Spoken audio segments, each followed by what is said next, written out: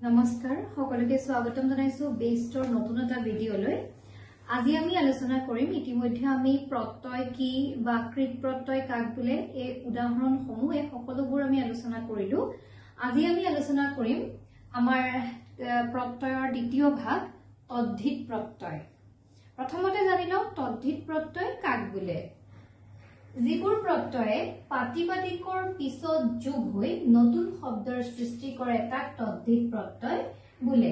এতিয়া ইয়াত কৈছে যে প্ৰাতিপাদিকৰ পিছত যিসমূহ প্ৰত্যয় যোগ হয় তাকে কি কোৱা হয় তদ্ধিত প্ৰত্যয় বুলি তাকে কোৱা হয়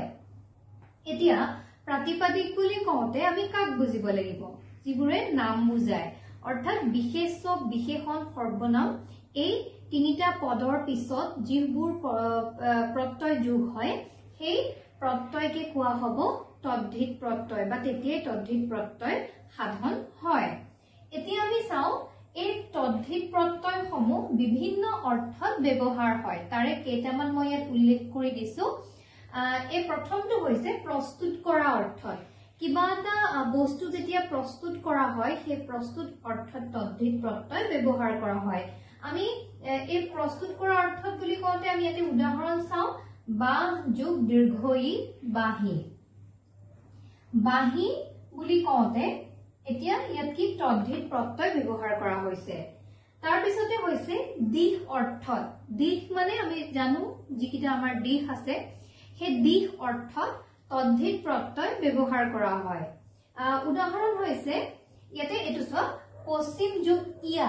পশ্চিমিয়া পশ্চিমিয়া বুলি কওঁতে এটা দিশ বুজাইছে গতিকে এই যি দিশ অৰ্থ সেই দিশ অৰ্থটো কিন্তু তদ্ধিত প্ৰত্যয় ব্যৱহাৰ কৰা হৈছে ইয়াতে হৈছে পশ্চিমিয়া পশ্চিমিয়া পশ্চিমিয়া বুলি কওঁতে যি দিশ বুজাইছে আৰু এই ক্ষেত্ৰত তদ্ধিত প্ৰত্যয় ব্যৱহাৰ হৈছে তাৰ পিছতে হৈছে পাৰ্গত অৰ্থত অৰ্থাৎ কোনো এটা ক্ষেত্ৰত যেতিয়া কোনো এজন লোক অতিকৈ পাৰ্গত হয় বা অতিকৈ জানে তেতিয়া সেই পাৰ্গত অৰ্থটো কিন্তু তদ্ধিত প্ৰত্যয় ব্যৱহাৰ হয় যেনে নাম যোগ অতি কি হ'ব নাম যোগ অতি নামতি নামতি বুলি কওঁতে কাক নামতি বুলি কয় যি সকলে নাম খুব ভালকৈ জানে বা খুব ভালকৈ গাব পাৰে তেওঁলোকক কোৱা হয় নামতি গতিকে এটো পাৰ্গত অৰ্থত নামতিটো ব্যৱহাৰ কৰা হৈছে তাৰ পিছতে কৈছে ব্যৱসায় অৰ্থত মানে কোনো কাম কৰি থকা বা কোনো ব্যৱসায়ত থকা লোকক ক্ষেত্ৰত এই তদ্ধিত প্ৰত্যয় ব্যৱহাৰ কৰা হয় যেনে মাষ্টৰ মাষ্টৰ যোগ ই মাষ্টৰী কয় নহয় বৃত্তিটো তেওঁ কি কয় তেওঁ মাষ্টৰী বৃত্তিত আছে মানে তেওঁ মাষ্টৰ কৰি আছে বা তেওঁ পঢ়াই আছে বা শিক্ষকতা কৰি আছে গতিকে এনেকুৱা ক্ষেত্ৰতো তদ্ধিত প্ৰত্যয় ব্যৱহাৰ হয় ইয়াৰ পিছতে আছে সাদৃশ্য অৰ্থত সাদৃশ্য মানে কোনো এটা বস্তুৰ লগত যদি আন কোনো এটা বস্তুৰ মিল থাকে ৰঙৰ ক্ষেত্ৰতে হওক বা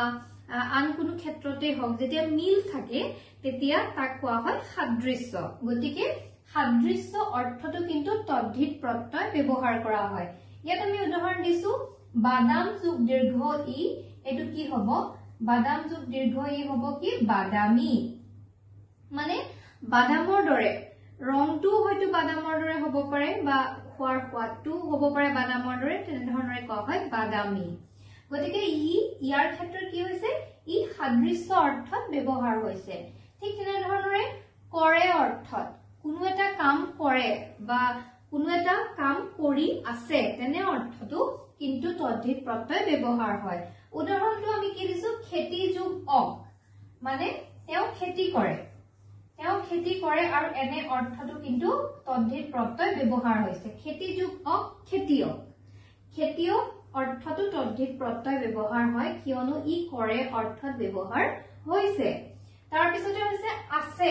আছে অৰ্থত আছে মানে কোনো এটা বস্তু যদি আছে গাত আছে বা কৰবাত আছে গতিকে তেনেকুৱা অৰ্থটো কিন্তু তদ্ধিত প্ৰত্যয় ব্যৱহাৰ হয় যেনে তেজ যোগ আল তেজাল মানে তেওঁৰ গাত খুব তেজ আছে হেতু হৈছে তেজাল তেজ যোগ আল তেজাল তাৰ পিছতে হৈছে জন্ম অৰ্থত কেনে ধৰণৰে যেনে ভাদ যোগ ইয়া ভদিয়া ভাদ যোগ ইয়া কি হ'ব ভদিয়া মানে যিসকল লোক ভাদ মাহত জন্ম হয় বা যিবোৰ বস্তু ভাদ মাহত হয় সেইটো কোৱা হয় ভদিয়া গতিকে তেনেধৰণৰে ই জন্ম অৰ্থটো কিন্তু তেনেধৰণৰে ই ব্যৱহাৰ হয় বা পাহাৰত যোন জন্ম হৈছে পাহাৰীয়া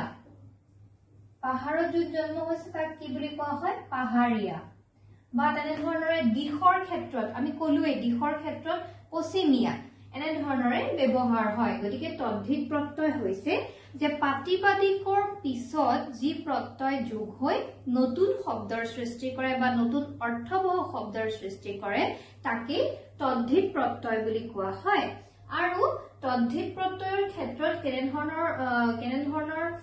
বিভিন্ন অৰ্থত প্ৰত্যয়টো ব্যৱহাৰ হয় প্ৰস্তুত কৰা অৰ্থত দিশ বুজোৱা অৰ্থত পাৰ্গত অৰ্থত ব্যৱসায় অৰ্থত সাদৃশ্য অৰ্থত কৰে অৰ্থত আছে অৰ্থত আৰু জন্ম অৰ্থত ইয়াৰ উপৰিও আৰু বহুত ক্ষেত্ৰত আছে য'ত তদ্ধিত প্ৰত্যয় ব্যৱহাৰ কৰা হয় মই এই কেইটামান উল্লেখযোগ্য উদাহৰণহে মই ইয়াত দিছো ইয়াৰ উপৰিও আৰু বহু ক্ষেত্ৰত তদ্ধিত প্ৰত্যয় ব্যৱহাৰ কৰা হয় মুঠতে এটা কথা মনত ৰাখিব লাগিব যে য'ত প্ৰাতিপাদিক থাকে প্ৰাতিপাদিকৰ পিছত যেতিয়া প্ৰত্যয় বহে সেয়া হৈছে তদ্ধিত প্ৰত্যয় গতিকে আজি মই এই ভিডিঅ'ত আমি তদ্ধিত প্ৰত্যয়ৰ বিষয়ে খুব চমুকৈ আৰু খুব সহজতে আলোচনা কৰিলো ইয়াৰ পিছৰ ভিডিঅ'ত আমি আন যিকেইটা প্ৰত্যয় বাকি আছে সেইকেইটা প্ৰত্যয়ৰ বিষয়ে আলোচনা কৰিম